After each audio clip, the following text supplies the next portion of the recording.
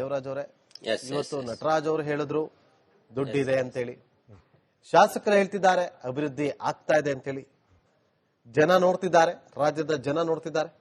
ನಮ್ಮ ಕ್ಷೇತ್ರದಲ್ಲಿ ಇವತ್ತಾನೆ ಗುದ್ಲಿ ಪೂಜೆ ಮಾಡಿದ್ವಿ ಅಂತ ಹೇಳ್ತಿದ್ದಾರೆ. ಈಗ ಶ್ರೀಯುತ ನಟರಾಜ್ ಗೌಡ ಹೇಳಿದ್ದನ್ನ ನಾನು ಬಹುಶಃ ಒಂದು ಭಾಗಶಃ ನಾನು ಒಪ್ಪಿಗೆ ಕೊಡ್ಲಿಕ್ಕೆ ನಾನು ಇಷ್ಟಪಡ್ತೀನಿ. ಯಾಕೆಂತಂದ್ರೆ ಸರ್ಕಾರ ಬಂದು ಕೇವಲ 2 ವರ್ಷ ಆಗಿದೆ, ಇಲ್ಲಿಗೆ ಕೇವಲ 2 ವರ್ಷ ಆಗಿರತಕ್ಕಂಥದ್ದು. ಸರ್ಕಾರ ಇವತ್ತು ರಾಜ್ಯದ ಜನರ ಮೇಲೆ ತೆರಿಗೆ ಹಾಕಿ ಸಾಲ ಮಾಡಿರ್ತಕ್ಕಂಥದ್ದು 3,05,000 ಕೋಟಿ. 3,05,000 ಕೋಟಿಯನ್ನ ಇವತ್ತಿನ ದಿವಸ ಕೇವಲ 2 ವರ್ಷಕ್ಕೆ ಹಾಕಿರ್ತಕ್ಕಂಥದ್ದು. ಇನ್ನು 3 ವರ್ಷದ ಗತಿ ಏನಾಗುತ್ತೋ ಗೊತ್ತಿದ್ದಿಲ್ಲ. ಇದು ಒಂದ್ ಕಡೆ ಆಯ್ತು, ದುಡ್ಡು ಅಲ್ಲಿಂದ ಬಂದಿದೆ, ಒಂದಾಯ್ತು.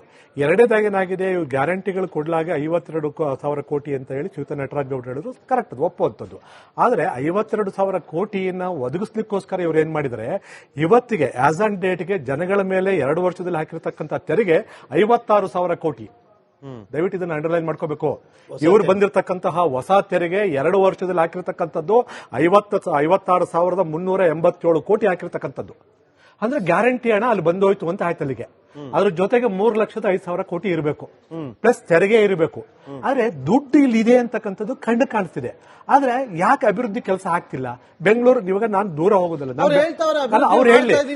ಅವ್ರು ಹೇಳಲೇಬೇಕು. ಯಾಕಂದ್ರೆ ಆಡಳಿತ ಪಕ್ಷದ ಶಾಸಕರು ಅವ್ರದನ್ನ ಅವ್ರು ಬಿಟ್ಕೊಡೋಗೆಲ್ಲ ಹೇಳ್ತಾರೆ.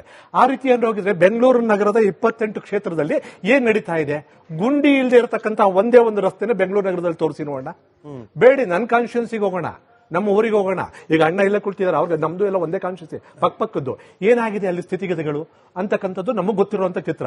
ಈಗ ಇದಿಷ್ಟೇ ಅಲ್ಲ, ನಮಗೆ ಏನಾಗ್ತಿದೆ, ಇವತ್ತಿನ ದಿವಸ ಕಾಂಗ್ರೆಸ್ ಸರ್ಕಾರ ಬಂದು ಎಷ್ಟರ ಮಟ್ಟಿಗೆ ಇವತ್ತಿನ ದಿವಸ ಬಂದಿರತಕ್ಕಂತಹ ರಾಜ್ಯದಲ್ಲಿ ಶೇಖರಣೆ ಆಗಿರ್ತಕ್ಕಂತಹ ಈ ಹಣವನ್ನ ಯಾವ ರೀತಿ ಭ್ರಷ್ಟಾಚಾರಕ್ಕೆ ಉಪಯೋಗಿಸ್ಕೊತಿದ್ದಾರೆ ಅನ್ನೋದಕ್ಕೆ ಒಂದೇ ಒಂದು ಉದಾಹರಣೆ ಕೊಡ್ತೀನಿ. ಇವತ್ತು ನೋಡಿ, 2 ವರ್ಷದ ಅವಧಿಯಲ್ಲಿ ನಮ್ಮ ರಾಜ್ಯದಲ್ಲಿ ಇವತ್ತಿನ ದಿವಸ 20 ವಿವಿಧ ಸಮುದಾಯಗಳ ಅಭಿವೃದ್ಧಿ ನಿಗಮ ಇದೆ. ಬೇರೆ ಬೇರೆ ಜನಾಂಗಗಳ 20 ಅಭಿವೃದ್ಧಿ ನಿಗಮಗಳು ಇವೆ. ಅವಕ್ಕೆ ಎಲ್ಲೂ ಸಹ 25 ಕೋಟಿ ಮೇಲೆ ಎಲ್ಲೂ ಯಾರಿಗೂ ದುಡ್ಡು ಕೊಟ್ಟಿದ್ದಿಲ್ಲ. ಆದ್ರೆ ವಾಲ್ಮೀಕಿ ಅಭಿವೃದ್ಧಿ ನಿಗಮಕ್ಕೆ 187 ಕೋಟಿ ಕೊಟ್ಟರು. ಈ 2 ವರ್ಷದ ಅವಧಿಯಲ್ಲಿ ಯಾವುದೇ ನಿಗಮಕ್ಕೆ 25 ಕೋಟಿ ಮೇಲೆ ಯಾರಿಗೂ ಕೊಟ್ಟಿಲ್ಲ. ಆದ್ರೆ ಕೊಟ್ಟಿರ್ತಕ್ಕಂಥದ್ದು ವಾಲ್ಮೀಕಿ ಅಭಿವೃದ್ಧಿ ನಿಗಮಕ್ಕೆ. ಅಲ್ಲೇ ಹಗರಣ ಆಗುತ್ತೆ.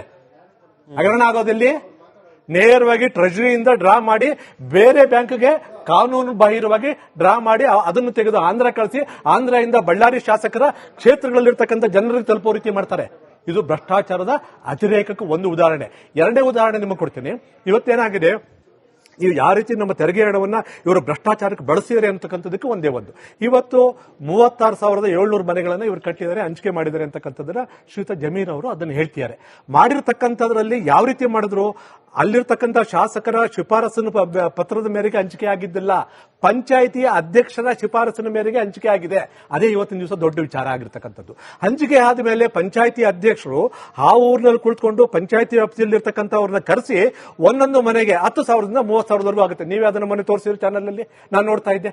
ಜನಗಳು ಮಾತನಾಡ್ತಿರ್ತಕ್ಕಂಥದ್ದು, ಪಂಚಾಯಿತಿ ಅಧ್ಯಕ್ಷರು ಪಂಚಾಯಿತಿ ಮೆಂಬರ್ಸ್ ಕುಳಿತಿರ್ತಕ್ಕಂಥದ್ದನ್ನ ಸ್ಪಷ್ಟವಾಗಿ ಲೈವ್ ಅಲ್ಲಿ ತೋರಿಸಿದ್ರಿ. ರಾಜ್ಯದ ಜನತೆ ಕುಳಿತುಕೊಂಡು ನೋಡೋದನ್ನ 10,000ದಿಂದ 30,000 ಒಂದು ಮನೆಗೆ ಇವತ್ತಿನ ದಿವಸ ಭ್ರಷ್ಟಾಚಾರ ನಡೀತಿದೆ. ಅದಕ್ಕೆ ಹೊಣೆ ಯಾರು? ವಾಲ್ಮೀಕಿ ಅಭಿವೃದ್ಧಿ ನಿಗಮದಲ್ಲಿ ಭ್ರಷ್ಟಾಚಾರ ಆದ್ರೆ ಶ್ರೀಯುತ ನಾಗೇಂದ್ರ ಅವರು ಹೊಣೆ ಅಲ್ಲ. ಮೂಡಾದಲ್ಲಿ ಭ್ರಷ್ಟಾಚಾರ ಆದ್ರೆ ಮುಖ್ಯಮಂತ್ರಿಗಳು ಮತ್ತೆ ಅಲ್ಲಿನ ನಗರಾಭಿವೃದ್ಧಿ ಸಚಿವರು ಹೊಣೆ ಅಲ್ಲ. ಈಗ ವಸತಿ ಸಚಿವರ ಇಲಾಖೆಯಲ್ಲಿ ಭ್ರಷ್ಟಾಚಾರ ಆದ್ರೆ ವಸತಿ ಸಚಿವರು ಇದಕ್ಕೆ ಹೊಣೆಯಲ್ಲ. ಈಗ ಇನ್ನೂ ಮುಂದೆ ಹೋಗಿ ಏನಾಗಿದೆ, ಬಹುದೊಡ್ಡ ಇವತ್ತು ನಿಮ್ಮ ಚಾನೆಲ್ ನಲ್ಲಿ ಈ ವಿಷಯವನ್ನು ಬ್ರೇಕ್ ಮಾಡ್ತಿದ್ದೀನಿ. ದಯವಿಟ್ಟು ನನ್ನ ಕಾಂಗ್ರೆಸ್ ವಕ್ತಾರರು ಇದಕ್ಕೆ ಉತ್ತರವನ್ನು ಕೊಡಬೇಕು. ಇವತ್ತೇನಾಗಿದೆ, ಅಲ್ಪಸಂಖ್ಯಾತರ ಪ್ರಶ್ನೆ ಆಗಿತ್ತು, 650 800 ಇವತ್ತು ಹೇಳ್ತೀನಿ ಕೇಳಿ. 800 ನಿಮಗೆ ನನ್ನ ಲೆಕ್ಕ ಹಾಕೊಂಡ್ ಇವತ್ತು ಅದು ಸ್ವಲ್ಪ ಮಾಹಿತಿ ವ್ಯತ್ಯಾಸ ಆಯ್ತು. 861.83 ಕ್ರೋರ್ಸ್. ಹೇಗೆ ನಾನು ಹೇಳ್ತೀನಿ ಕೇಳಿ. ನಮ್ಮ ರಾಜ್ಯದಲ್ಲಿ ಏನಾಗಿದೆ, 23-24 ಒಂದು ಇದರಲ್ಲಿ ಸಾಲಿನಲ್ಲಿ ಏನಾಯ್ತು, ಮಾನ್ಯ ಮುಖ್ಯಮಂತ್ರಿಗಳು ಏನ್ ಮಾಡಿದ್ರು, 1,000 ಕೋಟಿ ರೂಪಾಯಿಗಳನ್ನ ಏನು ಅಲ್ಪಸಂಖ್ಯಾತರ ಕಾಲೋನಿಗಳು, ಬಹಳಷ್ಟು ಹಿಂದುಳಿದಿರ್ತಕ್ಕಂಥ ಕಾಲೋನಿಗಳಲ್ಲಿ ಅಭಿವೃದ್ಧಿ ಕೆಲಸ ಮಾಡ್ಲಿಕ್ಕೋಸ್ಕರ ಅನುಮೋದನೆಯನ್ನು ಕೊಟ್ಟಿದ್ದಾರೆ. ಅದ್ರ ಬಗ್ಗೆ ತಕರಾರಿದ್ದಿಲ್ಲ. ಆದ್ರೆ ಏನಾಗುತ್ತೆ, ಅದನ್ನು ಮಾಡಿದಂತದ್ದು ಎಷ್ಟೊತ್ತಿಗೆ 3 ವರ್ಷದ ಅವಧಿಗೆ ಮಾಡ್ತಾರೆ. 3 ವರ್ಷದ ಅವಧಿಗೆ ಮಾಡ್ತಾರೆ ಅಂದ್ರೆ ಏನು, 3 ವರ್ಷ 24 ಅಂದ್ರೆ 27ವರೆಗೂ ಆ ಯೋಜನೆ ಚಾಲ್ತಿಯಲ್ಲಿದೆ. ಈ ಯೋಜನೆ ಚಾಲ್ತಿಯಲ್ಲಿ ಇದ್ರೂ ಸಹ ಅಲ್ಲಿನ ಸಚಿವರ ಶಿಫಾರಸಿನ ಮೇರೆಗೆ ಅಲ್ಲಿರ್ತಕ್ಕಂತಹ ಪ್ರಿನ್ಸಿಪಲ್ ಸೆಕ್ರೆಟರಿ ಅಲ್ಪಸಂಖ್ಯಾತರ ವಿಭಾಗದ ಒಂದು ಇಲಾಖೆಯ ಒಂದು ಪ್ರಿನ್ಸಿಪಲ್ ಸೆಕ್ರೆಟರಿಯ ಒಂದು ಆದೇಶದ ಮೇರೆಗೆ ಆ ಒಂದು ಕಾಪಿಯೂ ಸಹ ಇಲ್ಲಿದೆ. ಆದೇಶದ ಮೇರೆಗೆ ಮೊದಲನೇ ಸಲ ಏನ್ ಮಾಡ್ತಾರೆ 625 ಕೋಟಿ ಸ್ಯಾಂಕ್ಷನ್ ಮಾಡ್ತಾರೆ. ಎರಡನೇ ಸಲ ಏನ್ ಮಾಡ್ತಾರೆ 236.81 ಕ್ರೋರ್ ಸ್ಯಾಂಕ್ಷನ್ ಮಾಡಿ ಆ ಅಮೌಂಟ್ ನ ಯಾವುದೇ FD ಇಂದ ಅನುಮೋದನೆ ಇಲ್ಲ, ಮಾನ್ಯ ಮುಖ್ಯಮಂತ್ರಿಗಳ ಗಮನಕ್ಕೆ ಮೊದಲೇ ಬಂದಿಲ್ಲ, ಅನುಮೋದನೆ ಇಲ್ಲ.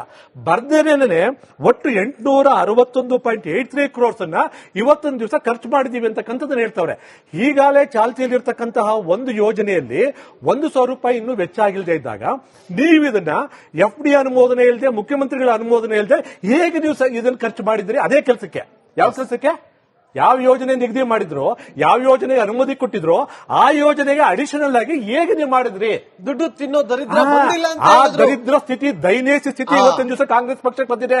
ಅಷ್ಟು ಮಟ್ಟಿಗೆ ಭ್ರಷ್ಟಾಚಾರ ಇಲ್ಲ. ಅಲ್ಲ ಸಚಿವರೇ ದೇವರಾಜ್ ಅವರು ಒಂದು ಗಂಭೀರವಾದಂತಹ ಆರೋಪವನ್ನ ಮಾಡ್ತಾ ಇದ್ರು. ಅಲ್ಪಸಂಖ್ಯಾತ ನಿಗಮದಲ್ಲಿ ಇದ್ದಂತ ಅಭಿವೃದ್ಧಿ ನಿಗಮದಲ್ಲಿ ಇದ್ದಂತ ಹಣ ಏನಾಯ್ತು, ಯಾರಿಗೂ ಗೊತ್ತಿಲ್ಲದಂಗೆ ಅದು ಹೆಂಗೆ ಬಳಕೆ ಆಯ್ತು ಅಂತ ಹೇಳಿ. ಸರ್ ಪ್ಲೀಸ್ ಕಂಟಿನ್ಯೂ ಮಾಡಿ, ಒಂದು 20 ಸೆಕೆಂಡ್ ಪ್ಲೀಸ್. ಖಂಡಿತ ಸರ್. ಈಗೇನಾಗಿದೆ, ಈ ಅಲ್ಪಸಂಖ್ಯಾತರ ಒಂದು ವಿಭಾಗದಲ್ಲಿ ಆಗಿರ್ತಕ್ಕಂತಹ ಇದು ಅವ್ಯವಹಾರ. ಇದು ನಮಗೆ ಸದನಕ್ಕೆ ಮಾನ್ಯ ವಸತಿ ಸಚಿವರು ಶ್ರೀಯುತ ಜಮೀರ್ ಅಹಮದ್ ಅವರು ಹೇಳ್ತಾರೆ, ನಮಗೆ 1,000 ಕೋಟಿ ಅನುದಾನ ನಮಗೆ ಆಗಿದೆ, ಅದಕ್ಕೆ ಕ್ರಿಯಾ ಯೋಜನೆಯನ್ನು ರೂಪಿಸಿದೀವಿ, ಅದಕ್ಕೆ ನಾವು ಮಂಜೂರಾತಿಯನ್ನು ಕೊಡ್ತಿದ್ವಿ, ಶಾಸಕರ ಕೋರಿಕೆ ಮೇರೆಗೆ ಇದನ್ನು ಹಂಚಿಕೆ ಮಾಡ್ತೀವಿ ಅಂತ ಹೇಳಿ 180 ಕ್ಷೇತ್ರಗಳಿಗೆ ಹಂಚಿಕೆ ಮಾಡಬೇಕಾಗಿತ್ತು ಇದನ್ನ. ಆದರೆ ಇಲ್ಲಾಗಿರ್ತಕ್ಕಂಥದ್ದು ಅದು 2,700ವರೆಗೂ ಇದೆ, 2,700ವರೆಗೂ ಇದೆ.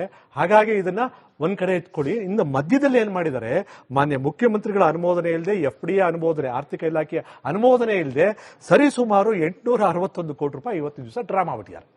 ಇದಕ್ಕೆ ನೇರ ಹೊಣೆ ಮಾನ್ಯ ವಸತಿ ಸಚಿವರು ಮತ್ತೆ ಆ ಇಲಾಖೆಯ ಪ್ರಿನ್ಸಿಪಲ್ ಸೆಕ್ರೆಟರಿ ಮತ್ತೆ ಅವರ ಆಪ್ತ ಕಾರ್ಯದರ್ಶಿ. ಇದಕ್ಕೆ ನೇರವಾಗಿ ಹೊಣೆ ಹೊತ್ತು ಇವತ್ತಿನ ದಿವಸ ರಾಜೀನಾಮೆ ಇಷ್ಟೊಳಗಡೆ ಕೊಡಬೇಕಾಗಿತ್ತು. ಹೊಡೆದೇನೆ ಇವತ್ತಿನ ದಿವಸ ಒಂದಾಗ್ತಿದೆ. ಈಗ ಇದನ್ನು ಒಂದ್ ಕಡೆ ಇಟ್ಕೊಳ್ಳಿ ಸರ್. ಇವತ್ತು ನಾವೆಲ್ಲರೂ ಸಹ ಇನ್ಕ್ಲೂಡಿಂಗ್ ಎಲ್ಲರೂ ನಾವು ವಿರೋಧ ಪಕ್ಷದವರು ಆಪಾದನೆ ಮಾಡ್ತಾನೆ ಇದೀವಿ. ನಮ್ಮ ಯಾವುದೇ ಆಪಾದನೆಗಳ ಮಾತುಗಳು ಲೆಕ್ಕಕ್ಕೆ ಇಟ್ಕೋತಾ ಇಲ್ಲ. ಆದ್ರೆ ಅದೇ ಪಕ್ಷದ ಸಚಿವರು ಮೊದಲನೇ ಬಾರಿಗೆ ಸರ್ಕಾರ ಒಂದು 3 ತಿಂಗಳಿಗೆ 36 ಜನ ಲೆಟರ್ ಕೊಟ್ಟರು. ಇದೇ ನಮ್ಮ ಶ್ರೀಯುತ ನಟರಾಜ್ ಗೌಡರು ಹೇಳಿದ್ರು ಅದು ನಕಲಿ ಅಂತ ಹೇಳಿದ್ರು. ಇವತ್ತಿನವರೆಗೂ ರಿಪಬ್ಲಿಕ್ ಟಿವಿಗೆ ಆಗಲಿ, ರಾಜ್ಯದ ಜನತೆಗೆ ಆಗಲಿ ಒರಿಜಿನಲ್ ಯಾವುದು ಅಂತ ತೋರಿಸ್ತಿಲ್ಲ. 36 ಜನ ನಾವು ಅನುದಾನ ತರಬೇಕಾದ್ರೆ ಕಮಿಷನ್ ಕೊಡಬೇಕು, ಸ್ವಜನ ಪಕ್ಷಪಾತ ಆಗ್ತಿದೆ ಅಂತ ಅವತ್ತಿನಿಂದ ಪ್ರಾರಂಭ ಆಯಿತು. ಶ್ರೀಯುತ ರಾಯರೆಡ್ಡಿ ಅವರು ಹೇಳ್ತಾರೆ ಕರ್ನಾಟಕ ಭ್ರಷ್ಟಾಚಾರದಲ್ಲಿ ನಂಬರ್ 1 ಅಂತ ಹೇಳ್ತಾರೆ. ಎಲ್ಲದಕ್ಕಿಂತ ಹೆಚ್ಚಿಗೆ ಏನ್ ಗೊತ್ತಾ, ನಾನು ಕರ್ನಾಟಕದಲ್ಲಿ ನೋಡಿರ್ತಕ್ಕಂಥದ್ದು ಅಣ್ಣಂಗೆ ಚೆನ್ನಾಗಿ ಗೊತ್ತು. ಒಬ್ಬ ಸಭ್ಯ ರಾಜಕಾರಣಿ ಇದ್ದಾರೆ, NY ಗೋಪಾಲಕೃಷ್ಣ ಅಂತ. ಎಂತ ವ್ಯಕ್ತಿ ಅಂತಂದ್ರೆ ಯಾವುದೇ ಕಾರಣಕ್ಕೂ ಅಂತ ಸಭ್ಯ ರಾಜಕಾರಣಿನ ನಾನು ಯಾವುದೇ ಪಕ್ಷ ಆಗಿರಲಿ ನಾನು ಒಪ್ಕೋತೀನಿ ಅದನ್ನ. NY ಗೋಪಾಲಕೃಷ್ಣ ಅಂತ, ಯಾಕಂದ್ರೆ ಅವ್ರ ಮನತನ ಇದೆಯಲ್ಲ NY ಹನುಮಂತಪ್ಪನವರು ಅಂತ ಹೇಳಿ, ಒಳ್ಳೆ ದೊಡ್ಡ ಮನತನ ಅದು. ಆ ಮನತನದಿಂದ ಬಂದಂತ ವ್ಯಕ್ತಿ ಸಭ್ಯ ರಾಜಕಾರಣಿ. ಆ ವ್ಯಕ್ತಿ ಎಂದು ಮಾತನಾಡದೇ ಇರತಕ್ಕಂಥವ್ರು ನಾನು ಅಭಿವೃದ್ಧಿ ಮಾಡ್ಲಿಕ್ಕೆ ಆಗ್ತಿದ್ದಿಲ್ಲ, ನಾನು ಶಾಲೆ ಕಟ್ಸಕ್ಕಾಗಲಿಲ್ಲ ಅಂತ ಕಣ್ಣೀರಾಗ್ತಿದ್ದಾರೆ ಪಬ್ಲಿಕ್ ಅಲ್ಲಿ. ಆದ್ರೂ ಇವತ್ತಿನ ದಿವಸ ಮಂತ್ರಿಗಳು ಇವತ್ತಿನ ದಿವಸ ಡಿಫೆಂಡ್ ಮಾಡ್ಕೋತಾರೆ ಅಂತಂದ್ರೆ ನಿಜಕ್ಕೂ ಈ ಸರ್ಕಾರ ಲಜ್ಜೆಗೆಟ್ಟ ಸರ್ಕಾರ ಅಂತಕ್ಕಂಥದ್ದು ನನಗೆ ಅನಿಸ್ತಿದೆ. ಈಗ ನೋಡ್ರಿ, ವಸತಿ ಇಲಾಖೆಯಲ್ಲಿ ಎಲ್ಲಾ ಕ್ಷೇತ್ರಗಳಿಗೆ ಅನುದಾನ ಕೊಟ್ಟು ಅಲ್ಪಸಂಖ್ಯಾತರ ಕೇರಿಗಳಿಗೆ ಅಭಿವೃದ್ಧಿ ಆಗಬೇಕು ಅಂತ ಬಿಟ್ಟಿರುವಂತದ್ದು ನೋಡಿ. ಅದು ಕ್ರಿಯಾ ಯೋಜನೆ ಆಗಿ ಆರ್ಥಿಕ ಅಪ್ರೂವಲ್ ತಗೊಂಡೇ ಮಾಡ್ಲಿಕ್ಕೆ ಸಾಧ್ಯ ಆಗೋದು, ಇಲ್ಲದ್ರೆ ಮಾಡ್ಲಿಕ್ಕೆ ಸಾಧ್ಯ ಆಗೋದಿಲ್ಲ. ವ್ಯವಸ್ಥೆ ಇದೆ. ನಂಬರ್ 1. ನಂಬರ್ 2, ವಸತಿ ಇಲಾಖೆ ಭ್ರಷ್ಟಾಚಾರ ಆಗಿದೆ. 10,000 ಕೊಟ್ರೆ 20,000 ಮಾತ್ರ ಮನೆ ಅಧಿಕಾರ ವಿಕೇಂದ್ರೀಕರಣ ಶುರು ಮಾಡ್ತೀನಿ.